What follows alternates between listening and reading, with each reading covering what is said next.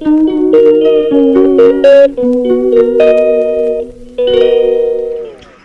Back to my YouTube channel Alka blog में आप सबका स्वागत है। होप आप सब बहुत बढ़िया होंगे, मस्त होंगे और स्वस्थ होंगे।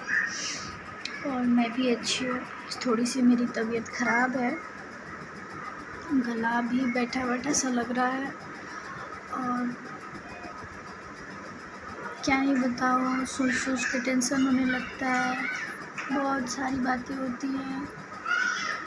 ब्लॉग बनाने का तो आज बिल्कुल भी मन नहीं था, क्योंकि आवाज़ ही नहीं निकल रहा है कि मैं बोल पाऊँ।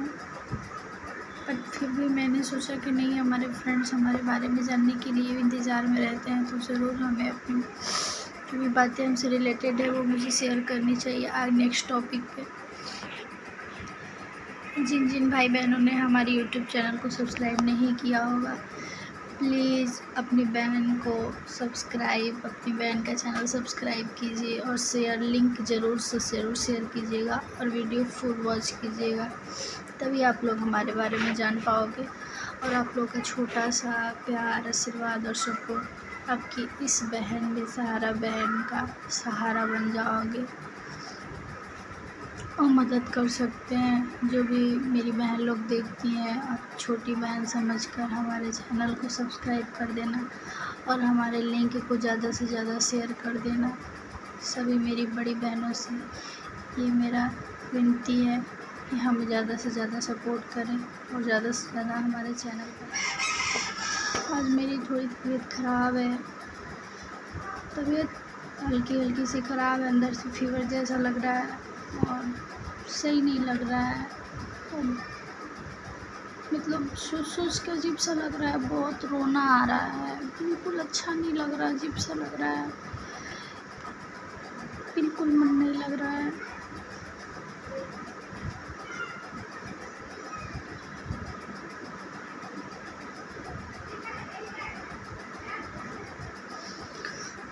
तो मैं पिछले ब्लॉग में ये बताई थी कि उनको हम लोगों ने पटना IGMS में एडमिट कर दिए थे और उनकी सीट 7:30 बजे रात में कंफर्म हो चुकी थी और हम लोगों को 7:30 बजे रात में सीट मिल चुकी थी, तो इमरजेंसी वार्ड में। तो हम लोगों ने वहाँ पर इनको एडमिट कर दिया था। और हमारे जो भी ससुराल के हमारे जेठ जी थे और हमारी सासू माँ थी, वो लोग 1.5 घंटा पहले ही रिटर्न घर पर आ गए थे। बाकी वहाँ पे रुकने वालों में से थे तो मैं, मेरे पापा, मेरा भाई और मेरे बड़े जीजू ये थे, और हमारा छोटा वाला बेटा जो कि बहुत छोटा है, तो वो तो मेरे बगैर रहेगा नहीं, तो वो हमारे संग ही था। और उस रात जैसे तैसे करके, तो उस टाइम तो कोई दवा सुई नहीं हुई, बट इतना हुआ कि डॉक्टरों ने अपने पास से जो भी दवा होती है वो सारी चीज़ों रात को इनको लगाई, दवा दिया और इंजेक्शन लगाए और पानी वगैरह, जो पानी आता है चढ़ने वाला, वो पानी लगाया, चढ़ाया।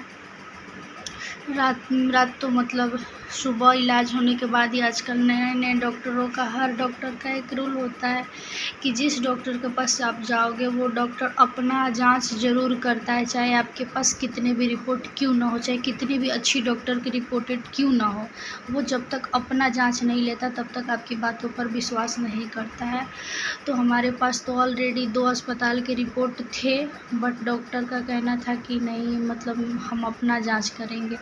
तो रात में ही ब्लड वगैरह चला गया था जांच के लिए, और जब हम लोग गए तो 10 साढ़े 10 बजे तक आई, क्योंकि उस अस्पताल में पूरी रातें नर्स और डॉक्टर आते जाते रहते हैं। लगभग हर अस्पताल की ये हालत है, मतलब इंक्वायरी होती रहती है अच्छे से। तो रात में ही कितनी बार नर्स आई और ब्लड लेकर गई लोग। तो सुबह रिपोर्ट आने वाला था, जब सुबह रिपोर्ट आया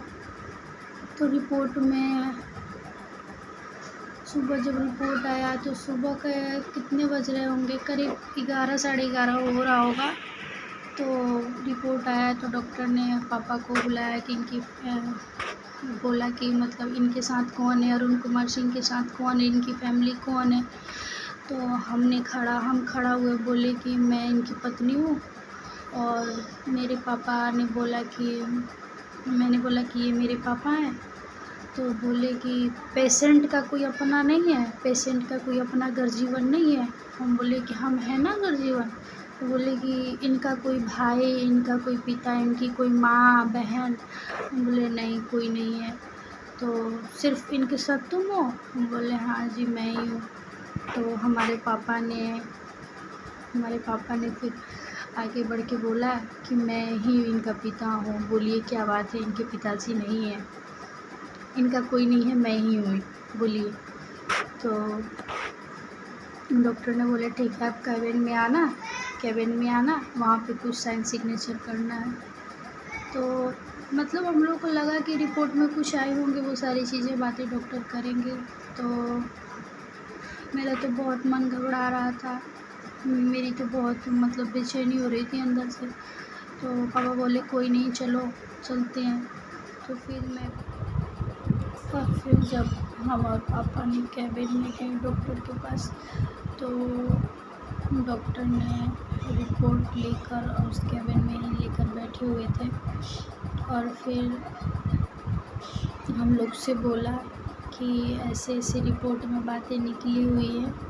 इनकी रिपोर्ट में निकल चुकी थी किडनी डैमेज, लीवर डैमेज और सीने पर पानी भर गया था। तो ये चीज़ें इनकी निकल चुकी थी रिपोर्ट में। तो डॉक्टर ने बोला कि मतलब इलाज करने से पहले एक साइन करना पड़ेगा यहाँ पे। हम लोगों को लगा कि ऐसे कोई साइन मतलब होता होगा तो होगा। तो ये हम सोचे पापा कर देंगे। तो डॉक्टर बोला कि ऐसे साइन मत करिए, पहले पढ़ लीजिए किस पे लिखा क्या हो। तो डॉक्टर ने पहले से लिख रखा था, बायोडाटा में लिख रखा था कि इलाज शुरू करने से पहले निगर जीवन का सिग्नेचर होता है ना, तो वो सिग्नेचर करवाना था कि अगर इलाज के दौरान अगर इन्हें कुछ हो जाता है तो इसकी जिम्मेवारी अस्पताल वालों पे मतलब नहीं आएगी, और मतलब फैमिली की रजामंदी से इलाज चालू हो रही है, मतलब ऐसे कुछ करके उस पर लिखा हुआ था जिस पे सिग्नेचर करना था। हाँ में मतलब करना था कि हाँ इलाज चालू होना चाहिए। तो जाहिर सा बात है यार, डॉक्टर के पास गया है तो इलाज करवाने के लिए तो गया ना, इलाज करवाने के लिए तो गया, ठीक होने के लिए गया ना। तो वो सिचुएशन हम बाप बेटी के लिए ऐसा था कि मतलब समझ में नहीं आ रहा था। इतनी छोटी सी उम्र में, आप लोग समझ सकते हो, इतनी छोटी सी उम्र में ज़िंदगी और मौत का साइन सिग्नेचर करना मेरे लिए कितना डिफ़िकल्ट होगा उस टाइम। और डॉक्टर ने ये बोला कि इनकी लगभग चीज़ें ख़राब हो चुकी हैं, इनका बचने का 95% ख़त्म है, 5% तुम्हारे भाग भरोसे ऊपर हो सकता है। भगवान का अगर तुम पर दया होगा 5% तो होगा, वरना 95% इनका चांस नहीं है। तुम दुनिया में कहीं भी घूम लो, ये सही नहीं होंगे।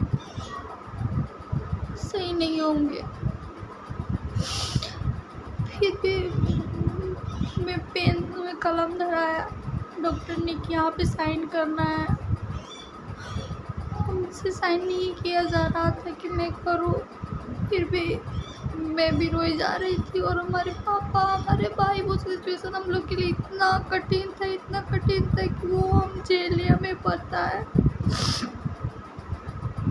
जितने भी अस्पताल में अगल बगल जितनी भी लेडीज़ थी, लोग गोद में ऐसे बालक को, अपने बेटा को लिए हुए थे, ऐसे गोद में लिए हुए थे अपने बच्चे को, और एक हाथ से हम साइन कर रहे थे।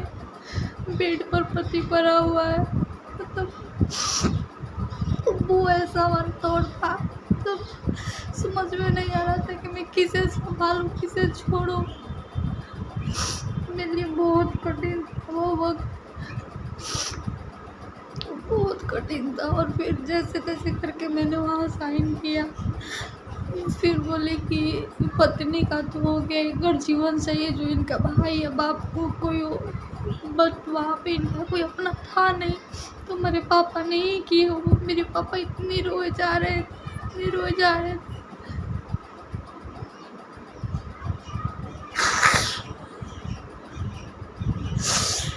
तो हम लोग इतना दौर खराब था, हम लोग जानते हैं, भगवान किसी के साथ ऐसा ना करे, किसी को ऐसे सिचुएशन में नहीं डाले जो हम और हमारे पिताजी ने हम लोग ने झेला है।